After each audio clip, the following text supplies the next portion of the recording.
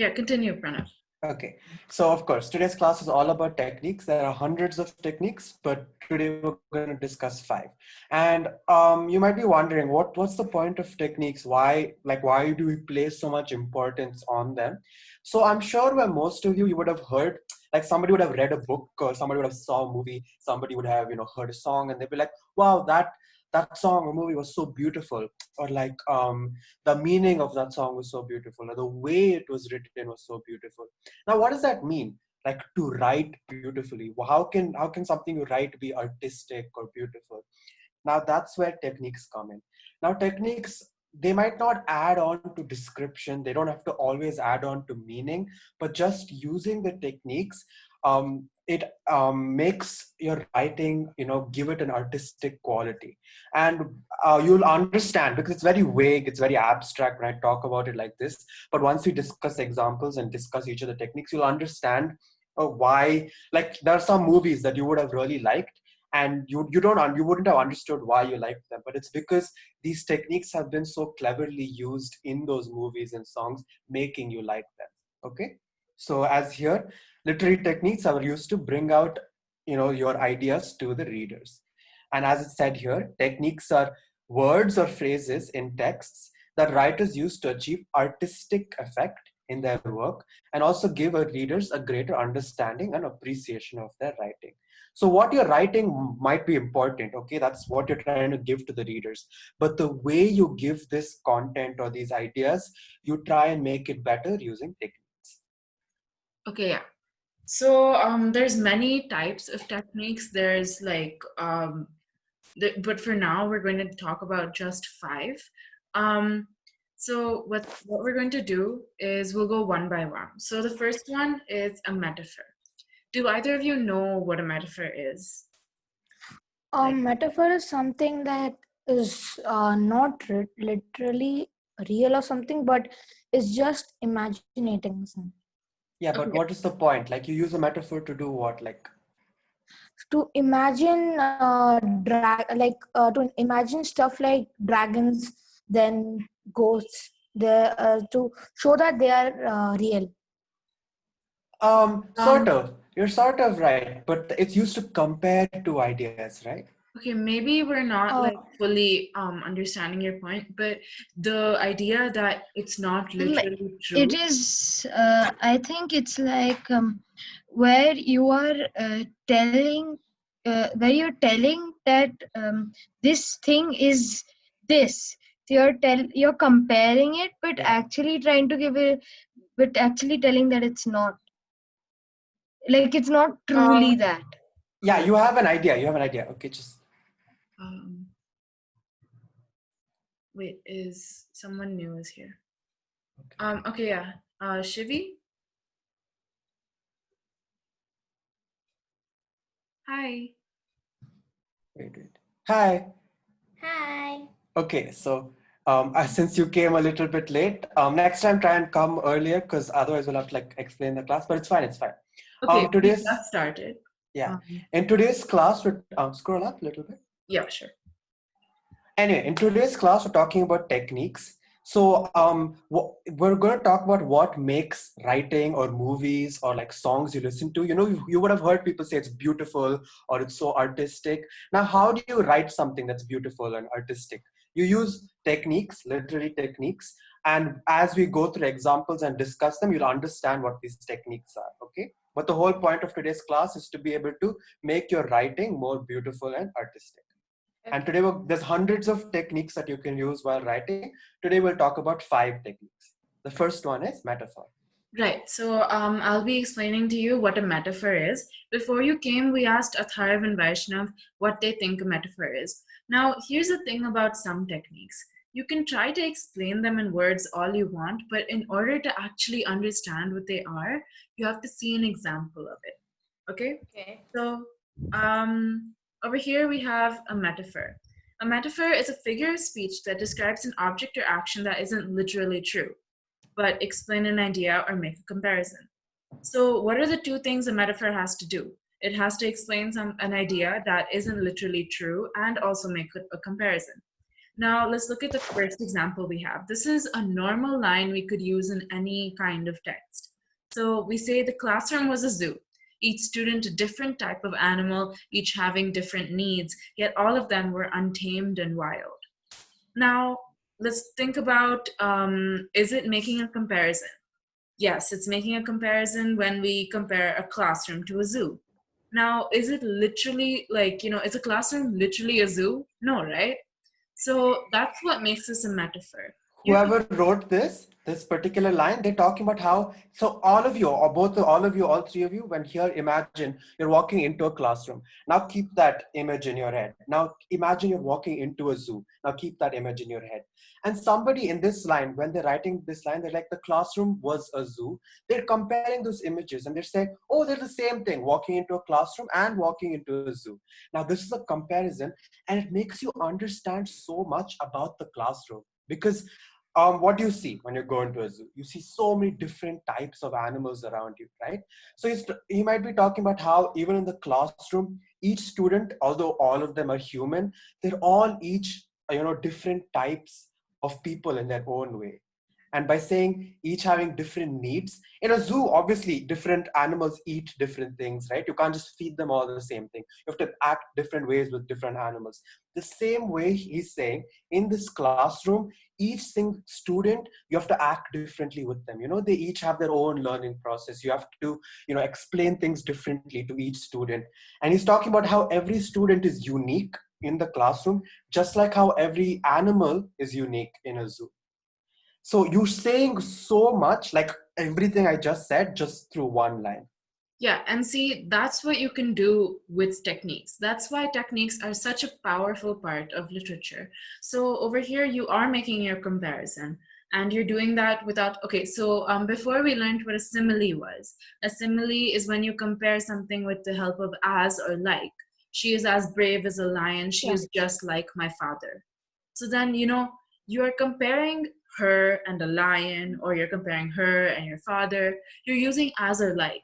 But with a metaphor, the unique and beautiful thing about it is that you don't have to use that, and you can have a very in-depth explanation of something. So You then, can create one comparison and develop it, right? Now you created one comparison, the classroom and a zoo. Now you can talk about so much about just using this one comparison that you've made.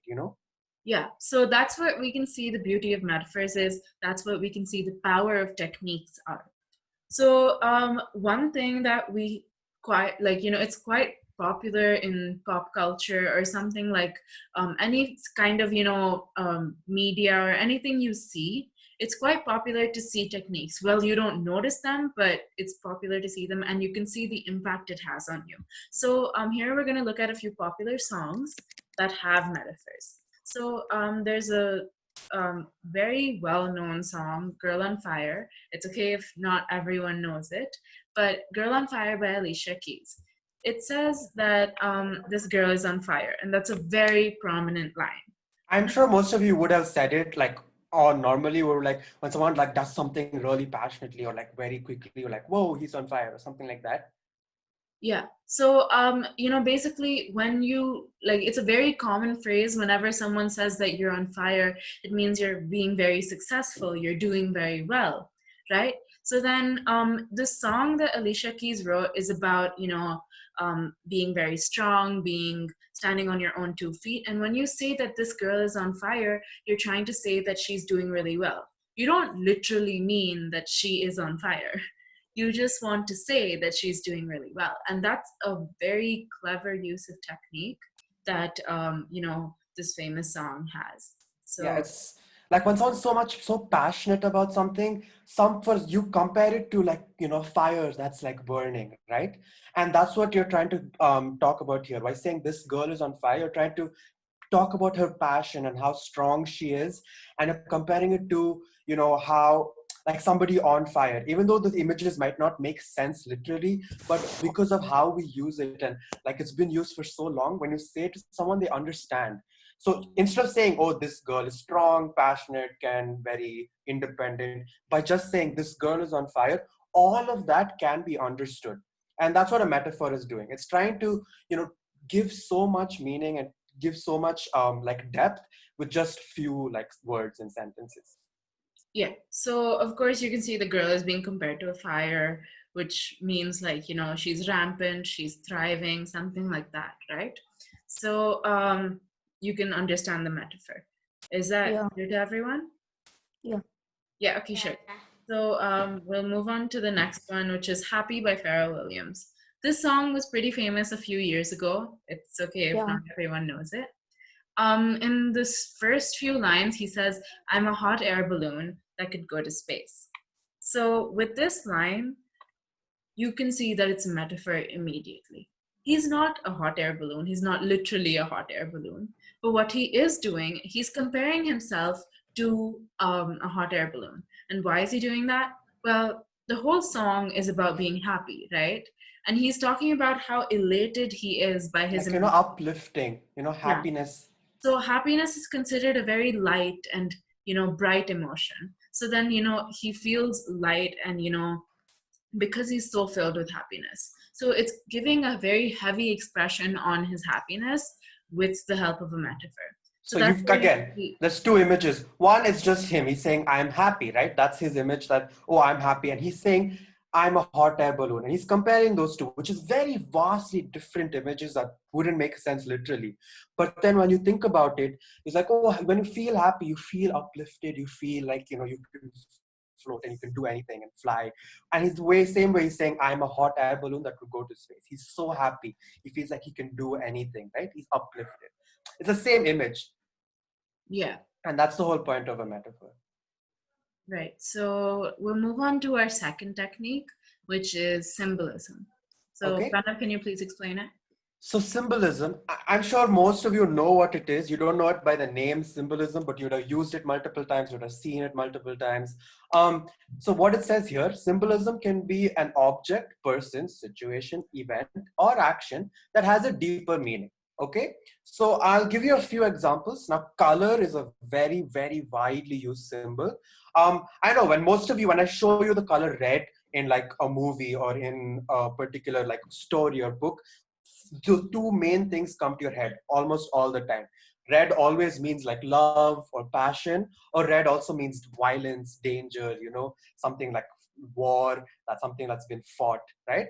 So many symbols in this particular context can mean these two emotions. So when you read the line, he gave her a red rose, and you don't know anything else, the first thing you think of was, oh wait, that means that guy probably is in love with this girl that he gave the red rose with, or like he really likes her, right? It wasn't said. I didn't tell you that these two people liked each other. All I said was he gave her a red rose. But that's probably one of the first things that you thought of, because that red rose for ages has been a symbol for love, right? And by using these symbols while writing, you can tell your readers or your viewers that so many emotions have happened between two people or happened in a particular situation just because of the symbol. I know it's kind of confusing now, but as we go, you'll understand it. There's like Disney movies that use symbolism. Anyway, another place, if I just show you the sentence, the ground was strewn with fresh scarlet blood. And because obviously blood is a symbol for violence. The only reason blood would be spilled is if something, there was like a war or something that was fought. But I don't, instead of saying there was a bloody war that took place, I said the ground was strewn with the fresh scarlet blood. And instantly you were like, oh, why? Because why was it filled with blood? Because there might have been a war, which there might have been a fight that happened. And that red, and the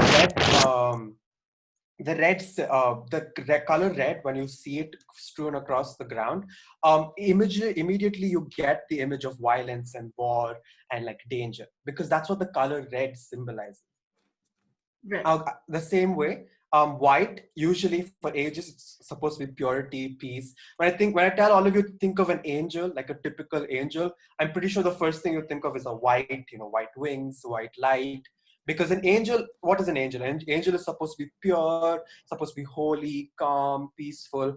And the first thing when you think of an angel is white, because white is also a color that's supposed to be purity, peace, calm, and it's like tranquil. That's how symbolism works. Nobody knows why. Why is white? Why can't black be pure or peace. Nobody knows. But for ages, these particular colors have been used to mean something. And because of that, because they have a meaning, while writing and in movies, these same colors are used to give those ideas. um, I'm sure most of you know black is supposed to be death, depression, evil. The way she acts without any remorse or compassion, it's like her heart has been colored black, which is not true. Obviously, it's not true. Her heart cannot be colored black. It's obviously like the rest of us. But by saying her heart has been colored black, you understand what it means, right? It's because it's black because it's so evil. Black is a color that's supposed to be evil, like menacing, terrifying. Yeah, so one thing about like the color black is that often in our minds we'll associate the color black to darkness or something that we don't know. The darkness is something where we don't know what's around us, right? It's the unknown. And that often, like, it complements ideas such as evil, which is unknown to us. It's generally very mysterious. So by saying, Doesn't dark also show fear? Yep, yeah. Black also sometimes it's fear. When like when you place black onto a person, it might show that they're fearful. They yeah. yeah. So then, of course, all like, black can indicate, all of these colors can indicate so many things, but at the end of the day, black connotes to something negative, while white would connote to something pure. And if you do, all of you know what the yin yang is. It's like two colors. The It's a white and the black. white, and That it's with white and black. So it represents a balance of good and evil. Now, black represents evil and white represents good. So why do you think it's that? It's because these symbols of colors are so well known that we use them in everyday. anyway. So next we have the color green. Now I don't know if you know this, but for ages green is supposed to be jealousy. Greed. Money is always green color because it's supposed to signify greed. Um, as you see the sentence, when he saw her purse full of money, his eyes seemed to have a green twinkle to them. Now, what does that mean? If you didn't know what green would symbolize, it wouldn't mean anything. Like, how can someone's eyes twinkle green? But in this particular context, it makes sense because a green twinkle means he's greedy or he's jealous or like he wants that money because that's what the color green would symbolize. I don't think you might not realize this, but scroll down. Yeah. Um, so how many of you have seen Lion King here? All of you? The Yeah. animated, the Yeah. movie, the real life movie. Now look at this and imagine you don't have any understanding of color. Why? There's Simba and then there's Scar. Now Simba, if you can see Simba is like light colors, like a bright yellow, like majestic red fur. Whereas Scar has black fur, and then you can see his scar. And if you look at his eyes, it's green. And what does Scar want? Scar is jealous of Mufasa, so he wants to kill him because he wants to be the king, the ruler, right? And you might not realize, but green always, whenever somebody looks at green, it always reminds them of jealousy and greed. So even in movies, for ages, colors have always been a type of way to make us understand the character. Like now, if I just show you this lion that's covered with black, has green eyes, looks so terrifying, and imagine you haven't seen the Lion King movie, immediately you think, whoa, this guy's probably evil, right? Why do you think that? It's because of the color scheme. It's because of the colors that have been used to represent the character. Colors play such a huge role in writing, in movies, to always show us, the readers, the viewers, what that particular character means, what their purpose is. Like there's always good, evil. That's always showed by light colors and then dark colors. Colors are a huge, huge symbol that's used a lot. Yeah. Okay. So another thing after colors is, objects, as said in like the definition of symbolism, is objects can be used in order to bring out a certain symbol and idea. So here are quite a few. So I'm pretty sure most of you, like if somebody's like, sun shining, like imagine a place where the sun is bright, there's blue skies, that it gives us a feeling of, good, happiness, hope, like positivity. yeah. So yeah, even in that particular picture, as you can see, Simba is supposed to be a symbol of hope, right? And he's always shown with the sun behind him, it's shining bright, strong, fierce, happy.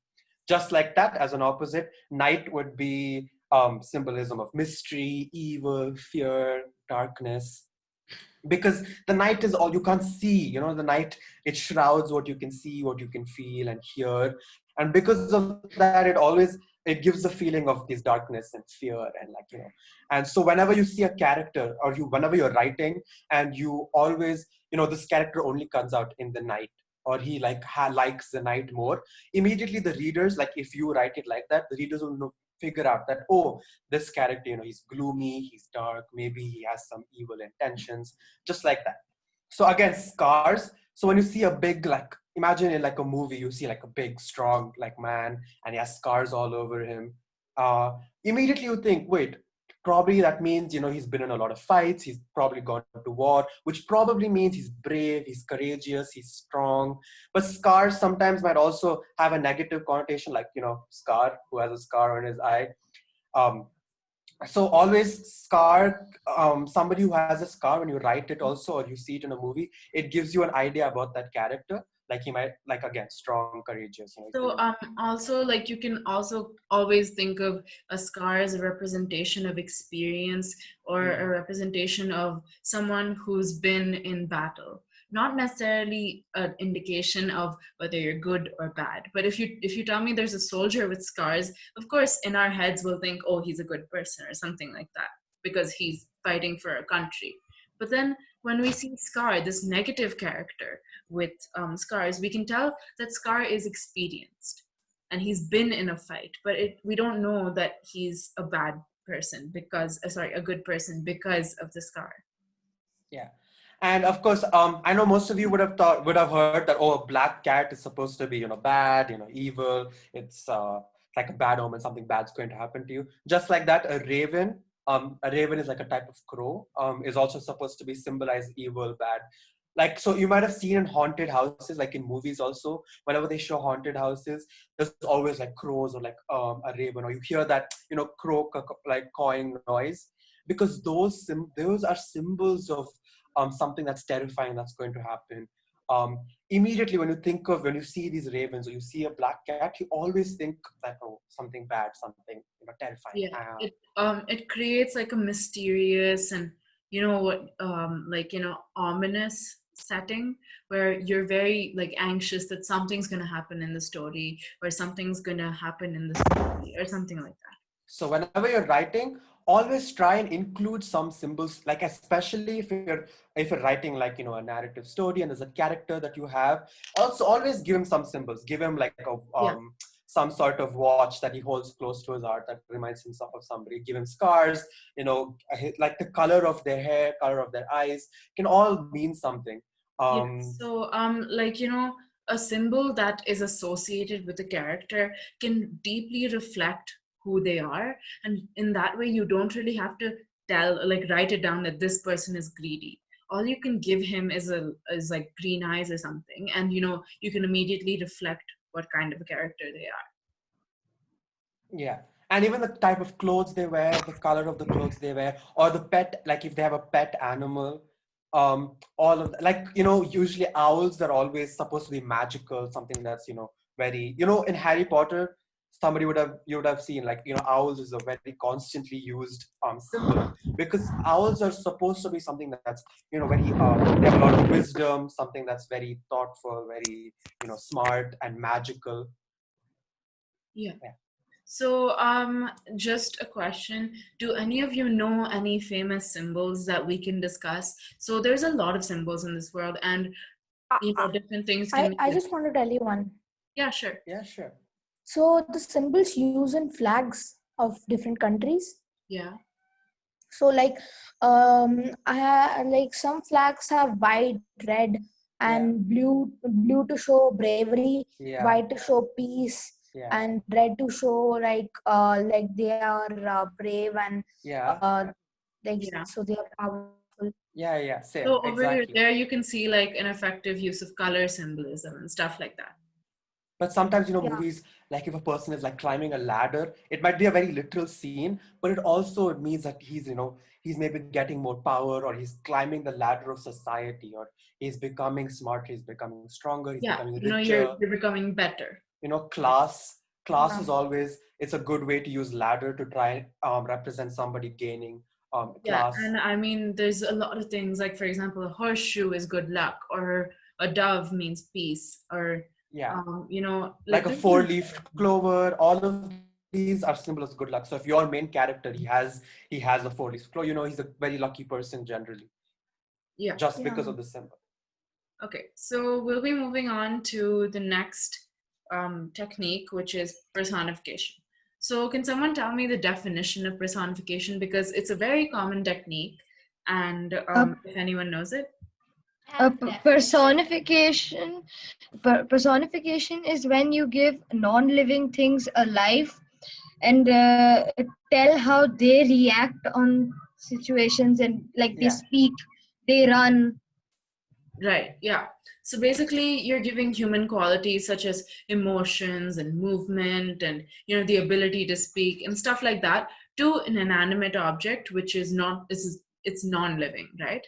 So yeah. then over here, the examples are lightning danced across the sky, the wind howled in the night. So these two lines are very basic, and they give us a very, like, deep It's description. always used as a way to describe a lot, because when personifying something, it makes it easier to visualize these Yeah. inanimate Like objects. you could have said something about the wind, like the wind was, making a lot of noise or something like that. But when you say that the wind howled and you give it the ability to do something, that a person can do, you make it so much more descriptive, and not just for the sake of a descriptive writing or anything, but you're allowing your readers to see more of what you want to tell them. And they understand the wind because they know what howling sounds like. When you just say the wind, when you just say the wind makes a lot of noise, it's not a lot to like visualize. But when you say howl, they know what howling sounds like. They know what the wind is, and then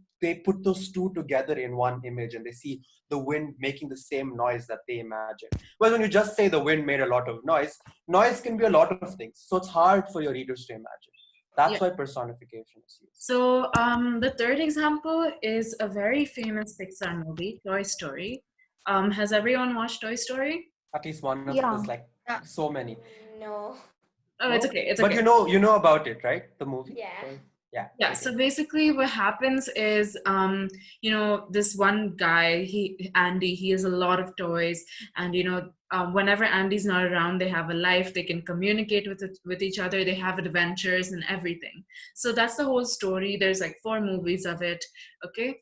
So basically the idea that these toys have a life, these toys can have emotions, these toys can speak, that whole thing is personification. The So entire movie is a yeah, personification. so then that's what made this whole movie, like the plot of each movie is surrounding the adventures that What each if toys could, has. what we don't know about the lives of toys, and we will never know because they're not people. They can't talk to us. But what if they were? So in this movie, it's people imagining, and they're making toys talk and be like humans and talk about their experiences as a toy, as if they would be talking to a human. Yeah, so like each toy has an adventure and something like that, and that's what creates a plot.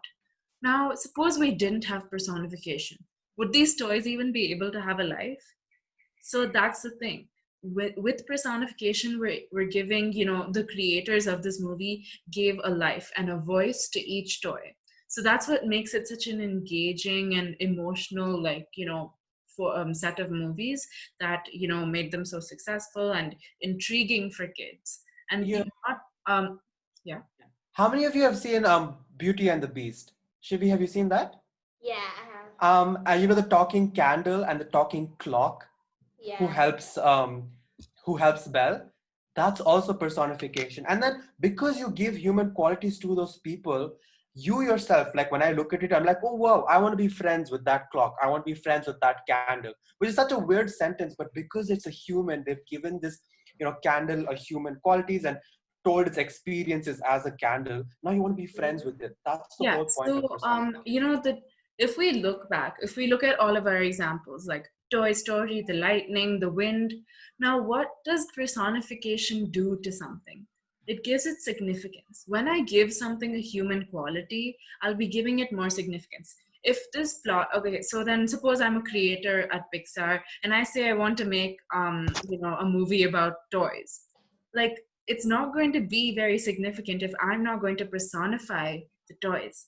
So then, with giving them human qualities, I'm giving them the same significance that any other human in any other movie would have, right? So then, And you draw the attention of your readers to like that particular object, and they know, whoa, that object is also very important to this storyline. And yeah, because it's so different from your usual like humans and people, it's very interesting for you yeah. to So use your this. audience is obviously engrossed by just the idea of personification, and furthermore, a second reason that personification can be used many times is because it creates humor. Like, if some of you may have been there in the first class of our poetry, we talked about a roti who is talking. So then that's kind of funny, and that's an appeal to the audience who's reading it, right? So then that's a good way to use personification. So, and also, if you guys are watching any animated movies, you'll always be able to see that, something or the other is being personified. And now that you know what this technique is and how and why creators use it, maybe you'll have a better idea of how to identify the personification. Yeah. Yeah. So, let's move on for contrast. Okay, so now the fourth technique that we're discussing today is contrast. Contrast is when you put two contradictory words in one particular phrase, or so that you put emphasis on the contrast. These sentences don't grammatically make sense, but are still understandable and brings an artistic quality to your writing. Now it's sometimes it's hard to describe certain very minute details or certain descriptions or like certain emotions because they're so complex and they don't make sense. And literally also when you write that particular emotion or write that particular description, it won't make sense. But because we've all gone through it, we at one point we would have felt that same complex emotion or been in that same situation, and it doesn't make sense. But because we've been through it, we know what it feels like. So when we write these contradictory side statements, even though they might not make sense literally, but because all of us collectively, most of us have gone through this particular emotion, we still relate to it, we understand what it means. So, what's really important is that whenever you're using any kind of contrast, you have to make sure it fits with your context. Because if it doesn't fit with your context, it'll be really confusing for the reader. Like, look at our first example. The silence in the room was deafening. Now, without any context, you're not very sure what the exact emotion this writer wants to give us, right?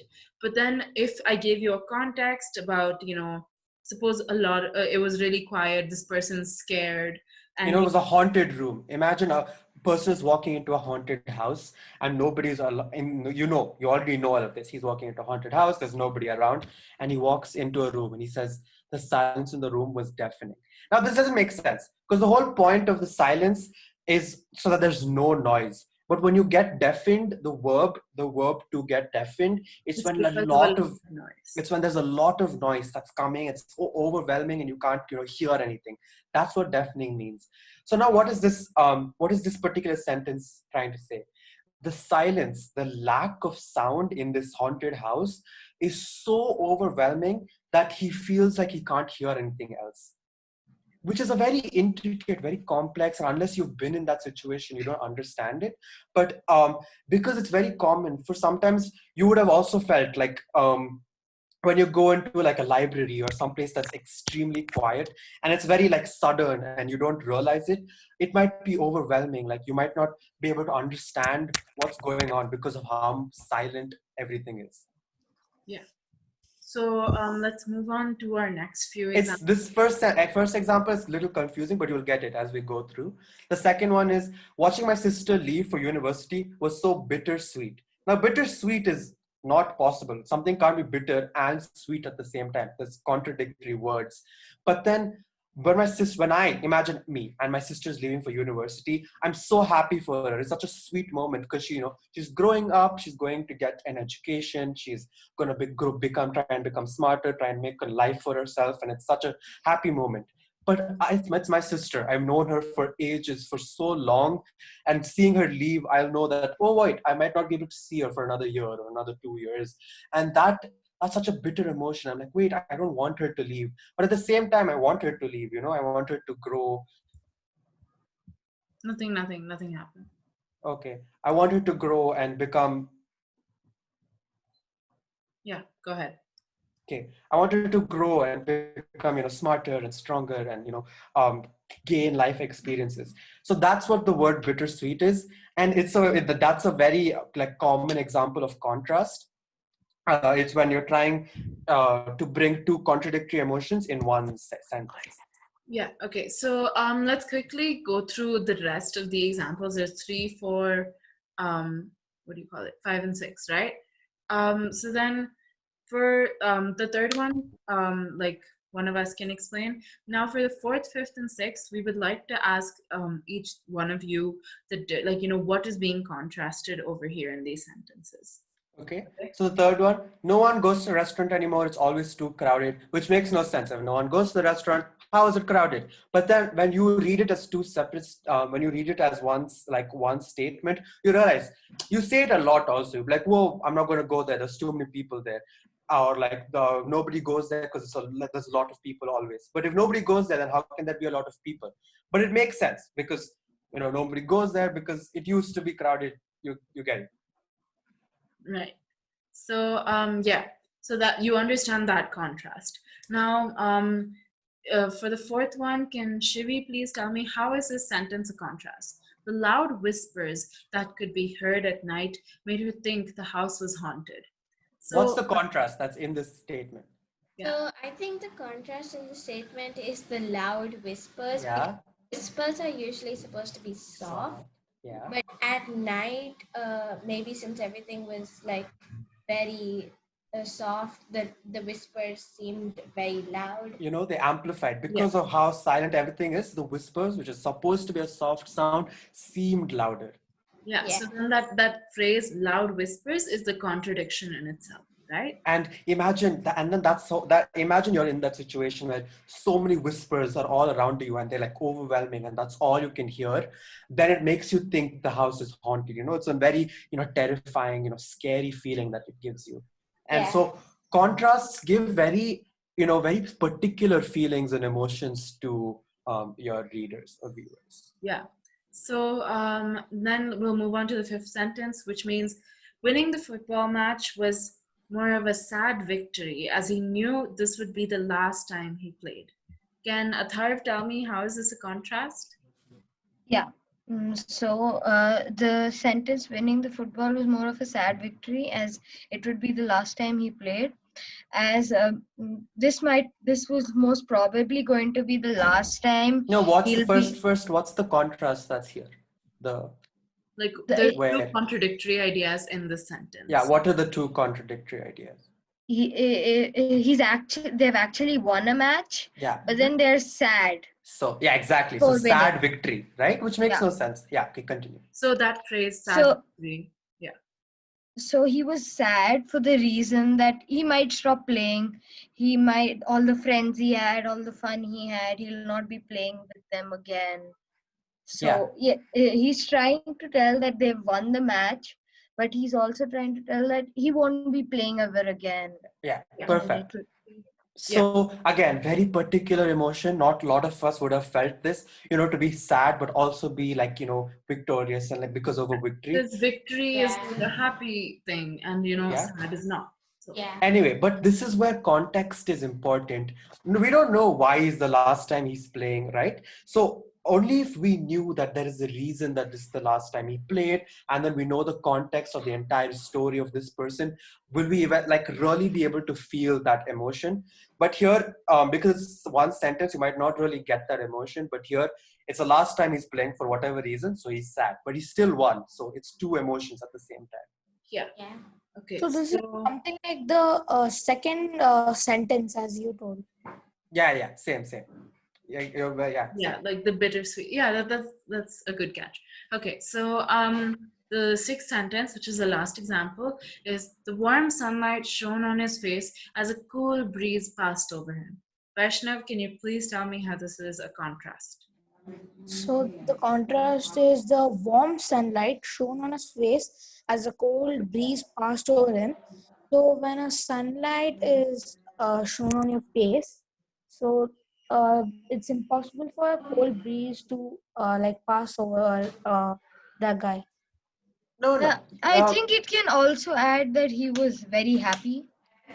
Happy Um, statement. how? Where Um, do you get? You don't really A know that. warms. It. They also tell a warm smile. Oh yeah, you're right. But that's again, it depends on the context, right? If the story he's supposed to be happy at that moment, then it would make sense. So so you it don't could really be, it have could to not be. analyze like what emotion someone's feeling right then and there.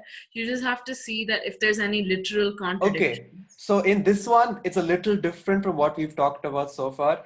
All of these ones we talked about were like emotions that it made you feel, but this one is Yeah. a more of a, it's a sensory contrast. I'm pretty sure a lot of you would have felt this. You would have gone outside in the sunlight and still felt a cold breeze. Have you Yeah. felt this? Yeah. Yeah. Exactly. Which is, but then it Yeah, doesn't make sense. You can't feel warm and cold at the same time at the when same you time. when you write it literally. But I'm pretty sure all of you would have at some point felt warm and cold at the same time, right? Yeah. That's what, Yeah. again, it's a contrast that we've all been through, but it doesn't make sense when you write it. And when you use these in your writings and movies, it helps people relate to what you're saying more. Yeah, so like Atharv and Vaishnav, it's okay if you didn't get it because this is a pretty different kind of Yeah. contrast. Yeah, This is just a very, it's just physically what you're feeling. I mean, what Atharv said could be possible. He could be happy, he could not be. Again, depends on the contrast. yeah. So there's like a few phrases which are left over which you can talk about. I Um, know all of you use this a lot. Like, I'm pretty sure you use this, wow, that was awfully good. It can't be awful and good at the same time. Crash landing, like that plane crash landed. If it's crashed, how did it land? It can only crash or land. It can't do both at the same time. But it's just things that we use in general, like, life, and we don't really realize it. Found missing. If something was found, then how can it be missing? But it's still something we use. Old news, again, if it's old, then it won't be news anymore, but we still say it. Only choice. If you had a choice, then how is it the only one? You can't say it's my only choice. And I'm sure this one all of you would have used at least once. That was pretty ugly, or that it can be pretty and ugly at the same time. yeah, but over here in this context, It pretty is means being used as a comparative or something like that. like it's trying to say how ugly. Yeah. Yeah, so now we are on our second last, very, very simple technique, onomatopoeia. You've probably seen this in so many different kinds of, media or, something like any kind of entertainment. Onomatopoeia is a formation of a word from a sound associated with what is named. Okay, so onomatopoeia is very often seen in like children's books or something like that. So, Comics, yeah, Comics. magazine. Yeah. comics, Yeah. comics. So basically, the first example is chug, chug, chug, puff, puff, puff, ding dong, the little train rumbled over the tracks. So this little line that I got is from like, a children's book. And imagine what this, influence would have, the use of onomatopoeia would have on, like a kid, if the kid was reading. What you always have to think about when you understand a technique is the impact of the technique, and that's how you're able to implement it properly in your writing. You have to know what impact you want to create on your readers. So chug chug chug, so then the child himself does not know what a train is going to sound like, Like right? imagine, yeah, wait. Imagine there were two sentences. I said the little train rumbled, and I said the little train went chug chug chug puff puff. Now, which one is more descriptive? Like, which one can you imagine better? Rumbling it's a very like complex. You don't know what, like, rumbling can be a lot of things. But Yeah, when you it's more. say chug chug and you like spell out the sound, it's much easier for you to imagine it, and it always creates very good descriptive of sounds that cannot be imagined very easily. Yeah. So one thing that I want all of you to remember is, in case you ever plan on using onomatopoeia in your writing, don't use it in a formal context. Like suppose you have to write, so the next example, zip, my luggage was fastened and I was finally ready for the flight. Now suppose you have to tell your teacher, which is, if you write something to your teacher, Imagine writing a letter to your teacher yeah, about your like a letter, and you have to say that I was ready for the flight. Will you say something like, zip, my luggage was fastened and I was finally ready for the flight? I don't think so, because it's a very informal way of talking. So, onomatopoeia is an informal technique which is used in comics and, But imagine if you're writing a letter to your friends while you're talking about, your vacation, you could say, zip, my luggage was fastened. Because it's very informal, it's very like funny and like, it's a friendly playful way. way of, Playful. conveying your thoughts.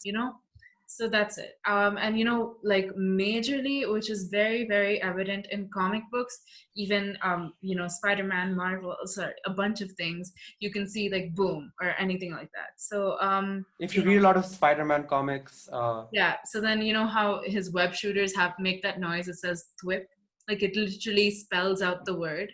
So then that is like a sound effect that you wouldn't have anticipated, because you don't know what web shooters sound like, but then when they write it down, now you do. So yeah. There's archetype.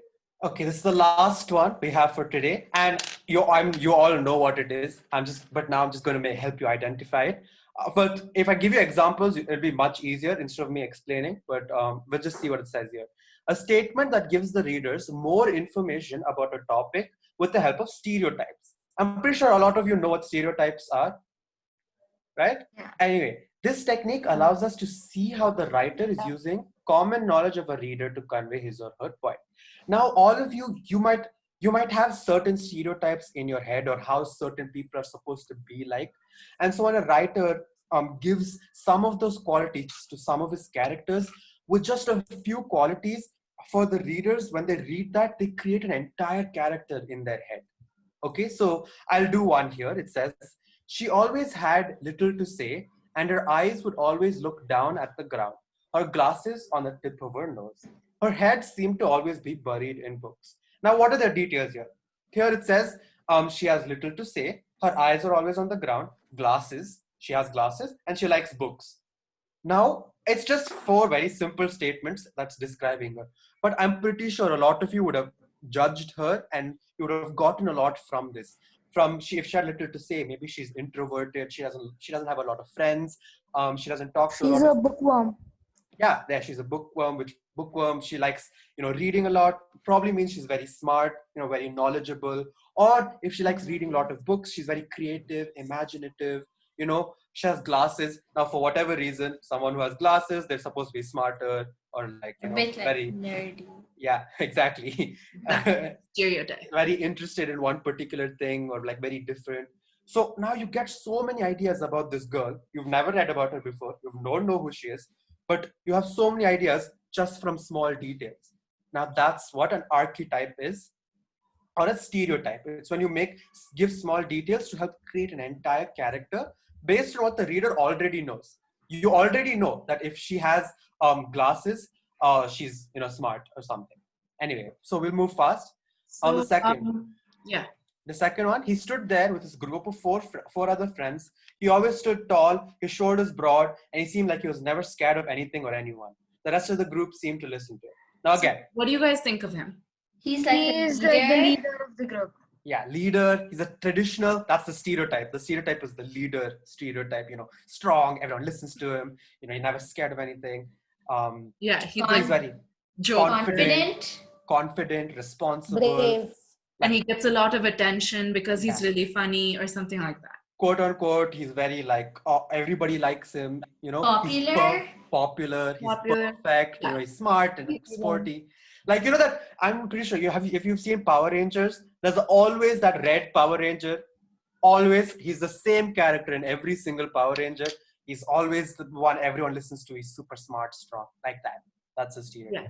So the third one is, he never took anything seriously and would always joke around. Everyone loved how funny he was. What do you think this is? Clown.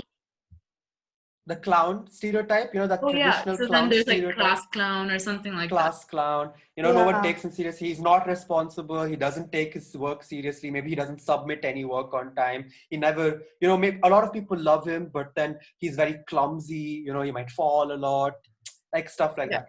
So, Now, what you have to notice a lot about archetype is this one technique that can clearly show you what the writer does to the reader, right?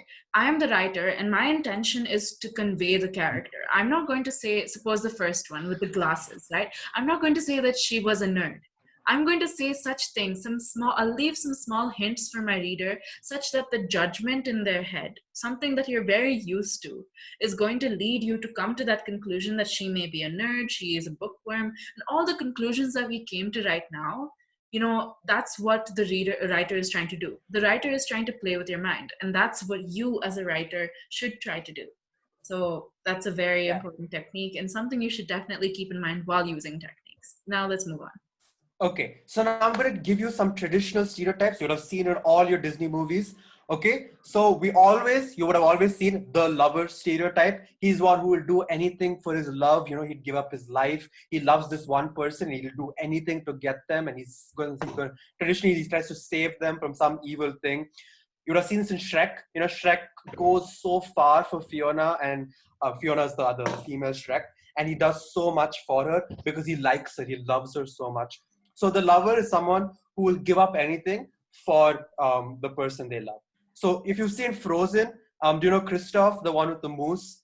He does so much for Anna. He goes, and if you've He seen, runs across the ice and yeah, everything. Yeah. if you've seen Aladdin, he tries to save Jasmine from the evil, like the ruler. So that's the traditional lover stereotype. Uh, Again, Romeo and Juliet, and Romeo, he's, of course. Then there's the traditional hero stereotype. The hero is supposed to be super strong, always smart character. He's always the main protagonist of the story, who's everything revolves around him. And there's so many problems he has to face, and he gets challenged, but eventually he comes out on top and he saves everybody. Yeah, so what you have to understand about a hero, though, is that, in every other story, it's a different way of portraying. But at the end of the day, he or she or whoever the hero is, they're the center of attention, and, it's a constant used stereotype. Yeah.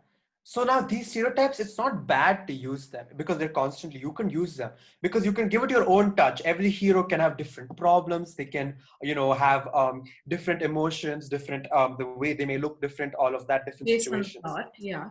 But stereotypes are a good way to use because a lot of readers or like viewers, they know about these stereotypes and they relate to it. They're like, oh yeah, it's this, and it won't be this again.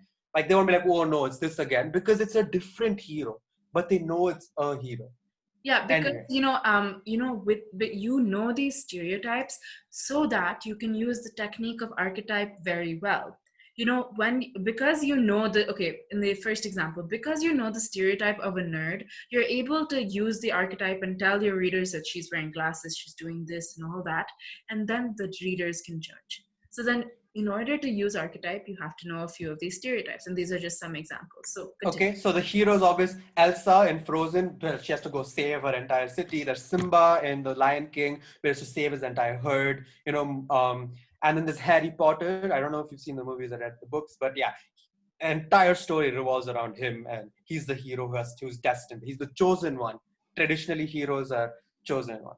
Anyway, then there's always the magician stereotype. Now, this person, for some reason, they have these magical superpowers, or they're really good at one thing, and they're always a supporting character to the hero, and they use all of these powers and these magic that they have to try and help him. And you might not understand how they have these powers or why, but they just do, and always it adds to the superficial, like the entertaining, dramatic whole mood to your story. Yeah. And next, this is very commonly seen in the genie in Aladdin. The genie, he's supposed to be the magical one. Then there's the outlaw. The outlaw is the person who goes against society. Like, Batman is a very common comment on Robin Hood. He like the society has some rules set for them, and like you shouldn't do this. Listen to your government. Listen to your parents. Listen to this person. Listen to them. And the outlaw is the person that's like, no, I will not. And then they try to go against systems like Yeah, society, this government. doesn't make Yeah. yeah, so then this doesn't make the character a bad person, but it reflects the stereotype that, like, this character has, like Batman. If this he has a certain stereotype, it reflects. So that's what you always have to know, that you'll be able the readers are become more familiar with the character themselves when you give them a stereotype.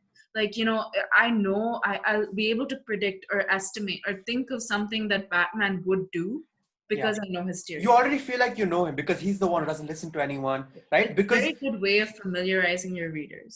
yeah. So whenever you write a character that like doesn't listen to anyone or is like an outlaw, they're like a rebel, they always compare them to previous like readers. I would compare them to, Batman or Robin Hood, and then I already know about this character that you're writing. Anyway, so now always there's a sidekick. It's sidekicks are usually like comic relief, or it's somebody who completely devoted to the hero, and they'll always do anything they ask them to, and they love the hero so much, or like not love, like they're really good friends or like an advisor, and they're always help the hero achieve his goals. Now every Batman has a Robin, like the Robin. Just Moose in Frozen. That's a very good. Kristoff and Sven. Yeah, Yeah. and Peter Pan and Tinkerbell. Tinkerbell's always helps Peter Pan like that. Yeah. Then there's always the explorer. The explorer is very similar to the outlaw, but like also very completely different. It's the person. If you've seen Moana, you know how she goes to the ocean and she's like, I want to explore the world. Like that's her entire thing. She wants to see the world. She wants to experience things, and that's what the explorer is. The explorer is someone who doesn't have a lot of life experiences themselves, and they go and they were like, I want to see the world. I want to experience things. I want to grow and develop into this like person who's been through a lot. Explorer is someone who wants more experiences. It's a very common stereotype actually, if you like think about it and think about movies. It's just somebody who wants more out of life. And then there's the sage, which is a very misleading name, but the sage is somebody who just extremely smart, extremely knowledgeable. Yeah, and like they have very, like, they're morally correct and all that stuff. If you've read Harry Potter, Hermione always, she's super smart, and like always Harry and the other people, they always ask for her advice, and she like, comes up, she's very problem, like she always comes up with ways to solve a problem, solutions. This person is the one person that's, when your hero's stuck, they'll solve the problem for them. That's a very traditional stereotype.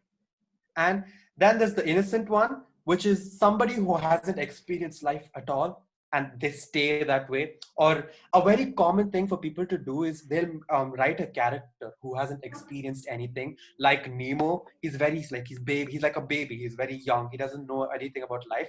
And if you see Nemo, Finding Nemo, and then they thrust him into the adult world, they thrust him to the adult world where he has to face all these challenges and he's forced to grow up. So that's what the innocent one is, like Snow White and Winnie the Pooh. They don't know much about life, and it's very amusing to see these types of characters.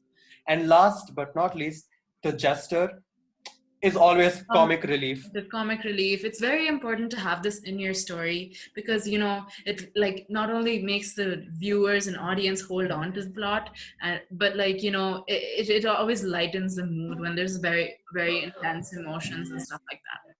Okay. Yeah. So these people tend to like the jester because he's the one that makes them laugh. So whenever you're writing a story, always have some character that the readers can go to feel like to laugh when it's very serious. Because if it's serious, it's very like monotonous and it's very boring, the story. So always try and have some sort of comic relief. In Frozen, that's Olaf, the little snowman. He does all of these weird theatricals and he's always falling down and breaking. And like the donkey in Shrek, who's always the funny one. So yeah, that's the gist. Yeah. Okay. Okay. So we finished all of our techniques that we had to discuss. Now we just have to go on to our activity. So Okay. So our activity is going to be something that will give all of you guys to do at home. Do it if You don't have to do it. yeah. If you've understood something, if you want to, if you want some type of feedback, you can always Can write we it. choose any topic we want, or are you gonna send that? Yeah, you so then basically we'll tell you what this is. Basically, we are going to give you a setting for which you a setting for which you can a setting for which you can create several different kinds of techniques. So then, for a busy station, you'll have to create like a metaphor or something like that. You don't have to use archetype because it's very hard to use archetype and create an entire character and give, because archetype is something you use throughout a story. You keep small details until a character is formed in their head. So you don't have to, but the rest you try your best to use. Yeah. So then, like looking at all of these six, do you understand all of them? There's a busy station, there's a battleground, there's a first day of So school. a busy station would be, imagine you're walking into a station with like buses and people and it's very crowded. It doesn't have to be descriptive like we used to give before. It can just be your emotions or what you feel or what you experience, what you see as you walk through. It can even be a sort of story, somebody steals something Yeah. from you in the station, So all we whatever. want from you in this activity and all that you should try to implement is the techniques that you learned. Try to see how you can use them and experiment with them. That's all you have to do. And they So have the battleground, which is people fighting. yeah. And then the first day of school, you're kind of So can we choose nervous. our own thing? Yeah. Do you want to choose your own setting? Own Okay, so if you're going to send us, always just write like activities. just what your setting is, and then continue with your story. Yeah. So then you can choose your own, and also there's like a battleground, and there's first day of school, you're kind of nervous, stuff like that. Heavy rain on a normal day, you're It's possibly imagine you're walking and it's heavily raining. There's people running around because they don't want to get wet. There's the trees all swaying, and it could be a story. You might be having an umbrella and you're just walking around looking at these people, Or the next one, camping alone at night. You're camping. There's a campfire. It's a tent. You're alone. It's the night. The moons and the stars up, and it's just how you feel. Or there's animals around. You can talk about that, and then all alone at home. You wake up one day and then you see that there's nobody in your house, and you look outside. There's nobody around, and you're just alone. And it's what you feel and what you go through as you walk through. What about when, just want to ask, if just give an example, if I'm doing all alone at home, can I also do like I'm home alone at night? Yeah, sure. That's yeah, sure. completely up to you. These are just prompts for Prompts, yeah, to like yeah. help your mind You get can clear. literally do anything you want. Like you can do something similar or like completely different. Just tell us the setting and make sure it's like a realistic setting because we don't really Yeah, understand. don't nothing fantastical or like fantasy because it's hard to like yeah. Yeah. So yeah, Okay, that's the end of today's class. I hopefully you understood something some of the techniques. Yeah. But if you do have any doubts, you can send us a mail and we'll obviously reply to you. But these are very common techniques, some of the most common actually that are used. yeah. And yeah, So we'll be sending you this document, and then you can do your activity based off that. Another thing is that hopefully all of you are registered to quarantine learning because we take in attendance, and then that's one thing. And then the other is in case you've missed any class, which I don't think any of you have, you can look at some YouTube our videos. past classes on our YouTube channel. Yeah. Yeah. So we have on our channel.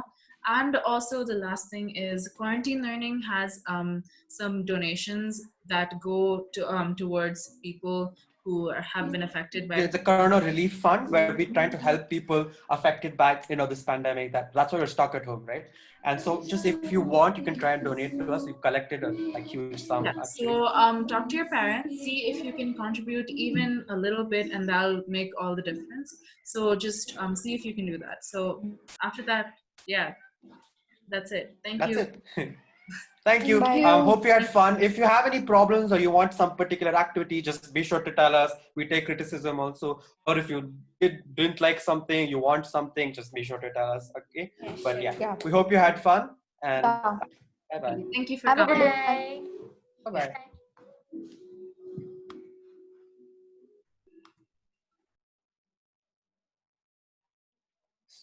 Stop the recording. Yeah, 1 minute. Oh my god, how do you stop sharing screen? No. What is this? Wait, I didn't edit the previous video. Oh my god, stop share. It's right there. Oh god. Stop the recording.